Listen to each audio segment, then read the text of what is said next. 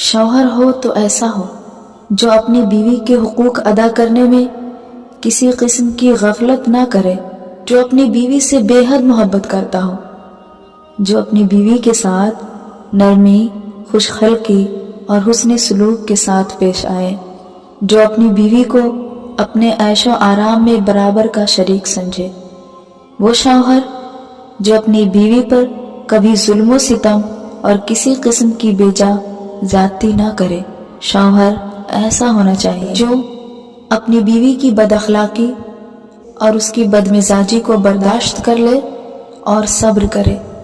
شوہر ایسا ہو جو اپنی بیوی کی خوبیوں پر نظر رکھے اور معمولی غلطیوں کو بھی نظر انداز کر دے، اس کی غلطیوں کو معاف کر دے۔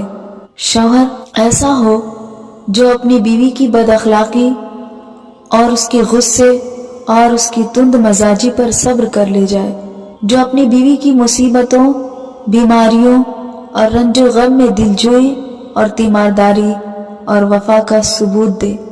شوہر جو اپنی بیوی کو پردہ میں رکھ کر اس کی عزت و آبرو کی حفاظت کرے، جو اپنی بیوی کو دینداری کی تاکید کرتا رہے اور شریعت کی راہ پر چلائے۔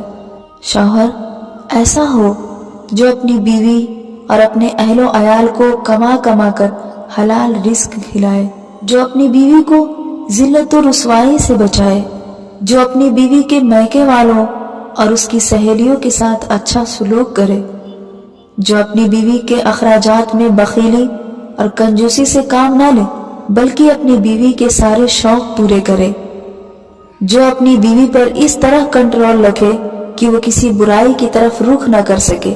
شوہر جو اپنی بیوی کو دوسروں کی بیویوں سے حسین و جمیل سمجھے اور اپنی بیوی کے علاوہ کسی کی طرف دیکھے نہ، کسی غیر محرم کا بھی نہ سوچے۔ شوہر تو ایسا ہونا چاہیے۔ شوہر جو اپنی بیوی کے ساتھ ایک دوست کی طرح رہے، اس کے ساتھ اچھا برتاؤ کرے، اچھا سلوک کرے۔ بیوی اگرچہ کتنا بھی غصے میں اسے کچھ بول دے مگر اس وقت وہ کنٹرول کر لے جائے اور صبر کر لے۔